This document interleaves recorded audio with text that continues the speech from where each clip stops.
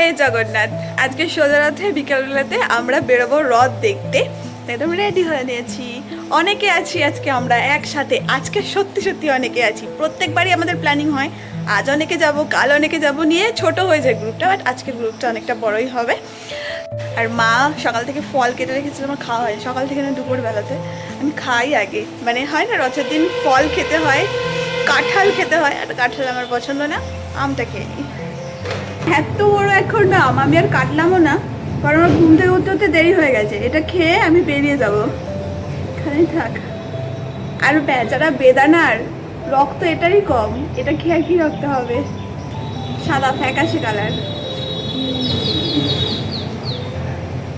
রথের দিনের আগে ফল খেতে হয়, আর মেলায় গিয়ে জিলিপি পাঁপড়, আর কি জিলিপি পাঁপড় আর ঘুগনি। রথের মেলা মানে এটা।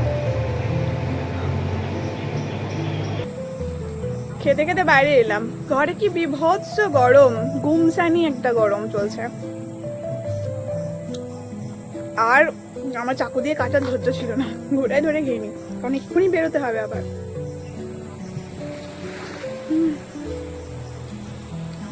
খাওয়া পর্ব মিটেছে, এবার আমি বেরোবো। এদিকে ছোট্ট বাচ্চারা রথ এনেছে।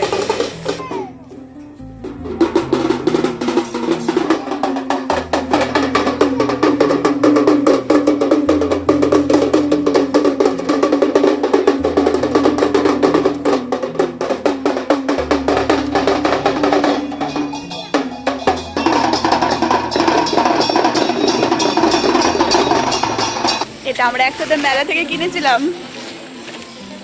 চলো গাড়ি স্টার্ট দিয়ে বেরোনো যাক। আমাদের এদিকে রথের আওয়াজ শোনা যাচ্ছে, বাজিয়ে যাচ্ছে বাচ্চাগুলো। আর আমরা যাবো বোলপুর, সুপুর, বাকি জায়গাগুলোতে।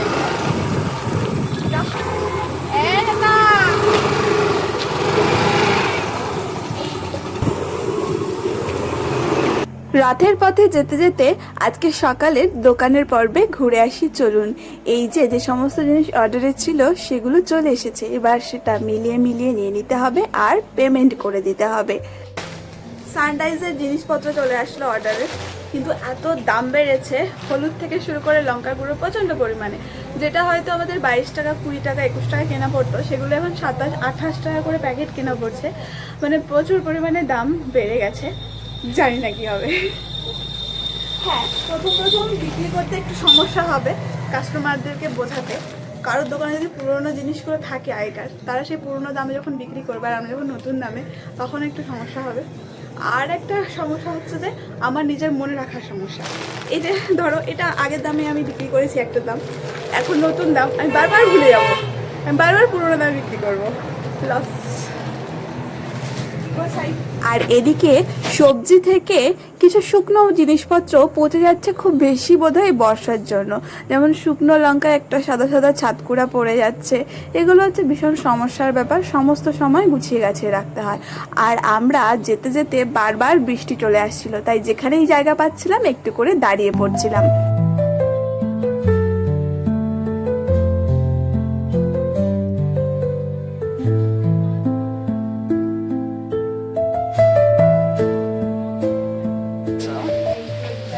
হাল কমছে না, বৃত্তি বৃত্তি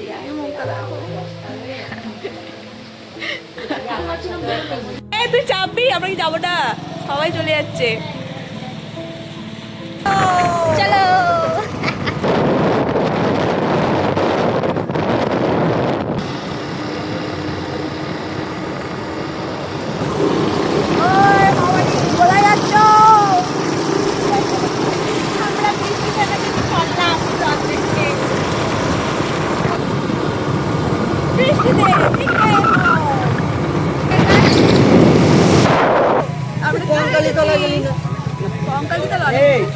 চলো আমরা এখানে রাখলাম সাইকেল স্ট্যান্ডে, যাবো মেলায়।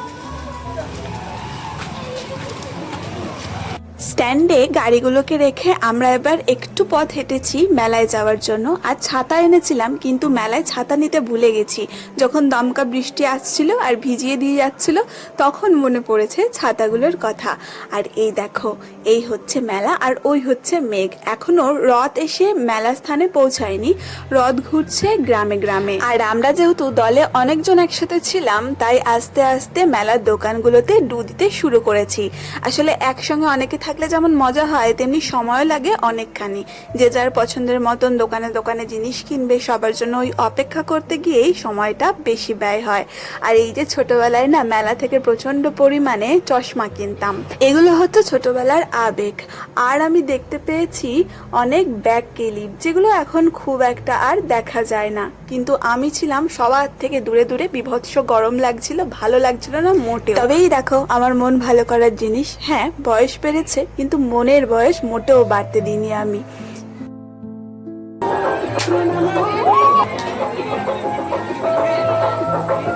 এতক্ষণ পরে 20 টাকায় 5টা গুলি পেয়েছি, এটাই হচ্ছে আমার প্রিয় জিনিস। প্রথমেই একটা বেলুন দিয়েছি ফাটিয়ে, তারপরে 3টে কিন্তু ফাটেনি, আবার লাস্টে গিয়ে একটা ফেটেছি। এই দেখে মনে মনে স্থির করেছি আর একটু ভালো করে প্র্যাকটিস করে নিয়ে পাশের বাগানে আমি বাঘ শিকারে যাব। অনেক ভুলভাল বকলাম, আসলে প্রচন্ড খিদে পেয়েছিল। বাড়ি থেকে আসার সময় সেই ফল খেয়ে এসেছি, আর 10 মিনিটের রাস্তা আমরা 1 ঘন্টায় পৌঁছেছি। ওই যে বৃষ্টি ঝড়ের কারণে বারবার আমাদেরকে দাঁড়াতে হচ্ছিল।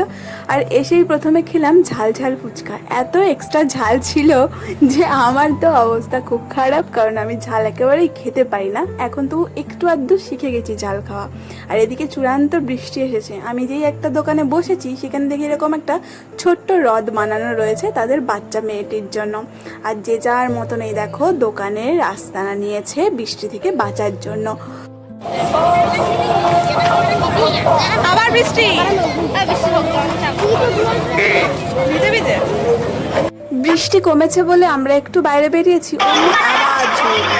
আর তখন বলেই হচ্ছিল দিদি নাগরদোলা চাপো, তো ওকে নাগরদোলা চাপাতে নিয়ে যেতে যেতেই এমন আবারও বৃষ্টি এসেছে। আমরা নিজেরাই কনফিউশন হয়ে যাচ্ছিলাম যে রথের মেলা এসেছি নাকি বর্ষার বৃষ্টি স্পেশাল মেলা।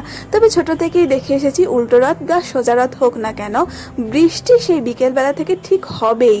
আমরাও প্রায় ছোটবেলাতে মায়ের কাছে কত বায়না করে করে বৃষ্টির মধ্যেই প্রায় ভিজতে ভিজতেই মেলা দেখতে যেতাম। আর আজকে প্রচুর রকমের খাবার আমরা খেয়েছি, কারণ সবারই না খিদে পেয়ে যাচ্ছিল বৃষ্টিতে অপেক্ষা করতে করতে যে কখন বৃষ্টি থামবে আর আমরা একটু ঘুরবো। যখনই সুযোগ পাচ্ছিলাম এখানে সেখানে যত রকমের দোকান বসেছিল, মোটামুটি খাবারগুলো সবাই মিলে টেস্ট করেছি। আমাদের মেলা ঘোরা কমপ্লিট ছিল, অনেক মানুষের আগমন ঘটেছিল তখন মেলাতে, আর আরো অনেক মানুষ তখনও আসছিল, কিন্তু রথ তখনও মেলার মাঠে এসে পৌঁছায়নি। কিন্তু এদিকে যেহেতু রাত হচ্ছে, আমাদের আর দেরি করা চলে না, তাই একটু একটু করে আবার এগোচ্ছি বাড়ির পথের দিকে। আর যেতে যেতেই এই যে রথের দর্শন পেয়ে গেলাম। প্রথমেই একজন রাস্তা ঝাড় দিয়ে পরিষ্কার করে দিচ্ছিল, তারপরে অনেকজন মিলে কীর্তন করতে করতে রথের গাড়িটাকে একটু একটু করে এগিয়ে নিয়ে যাচ্ছিল।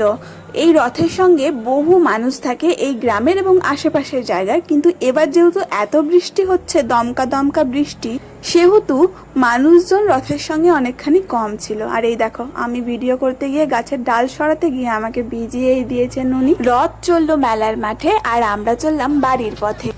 আমরা রথ দেখে চলে এসেছি ফিরতি পথে আমাদের সুরতেশ্বরের শিব মন্দির পড়ে, তাই ভাবলাম যেহেতু মন্দির চত্বরটি এখনো খোলা আছে, একবার দর্শন করে যাই শিব বাবাজি।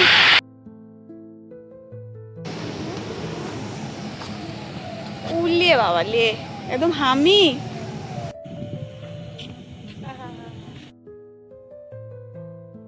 বাড়ি ফিরে এসছি আমরা, আর জিলিপিলি দিয়ে এসছি। রথের ব্লগ হলো নাকি খাওয়া দাওয়ার, সেটাই কনফিউজ। আর এখন আমার মা দেখছি খিচুড়ি করছে, মানে রথের দিন বাড়িতে খিচুড়ি আর পাঁপড় ভাজা। আর পাঁপড় ভাজা আনিনি আমি আজকে, পুরো ঠান্ডা হয়ে গেছে। ঠিক আছে চলবে, খেতে হয় না।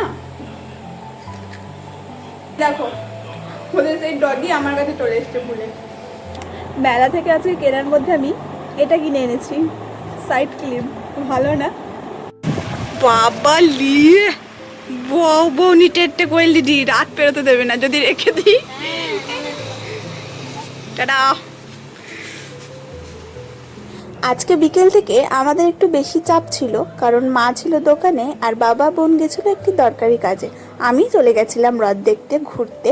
ফিরে এসে দেখি যখন 9টা নাগাদ বাজে, তখন মা একদিকে খিচুড়ি বসিয়েছে আর একদিকে দোকান তখনও গোটানো হয়ে ওঠেনি। রান্না করা আর দোকান দেওয়া একসাথে দুটো করা খুব চাপের বিষয়, তাই ভাবলাম অবশিষ্ট যতটুকু কাজ আছে দোকানের সেটা আমিই করে নিই। বেশ কিছু বস্তা খোলার ছিল আর চিনির বস্তা আজকে আমাকে খুব খাটিয়েছে। তখন থেকে খোলার চেষ্টা করছিলাম কিন্তু কিছুতেই খুলছিল না। এদিকে দেখলাম তেলও প্রায় শেষ হয়ে গেছে, তাই তেলের টিন কেটে নিয়ে তেলটাও ঢেলে নিলাম। বাকি আরও টুকটাক কিছু কাজ ছিল, সেগুলো করে নিতে হয়েছে।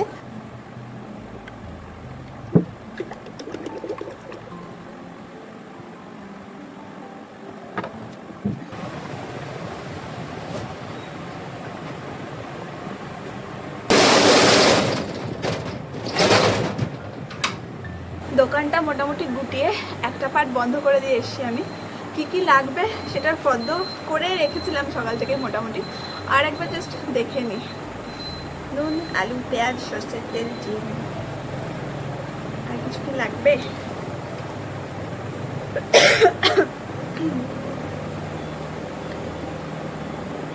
চলো আমার কমপ্লিট, চাবি নিয়ে নিই, বন্ধ করে দিই এবার।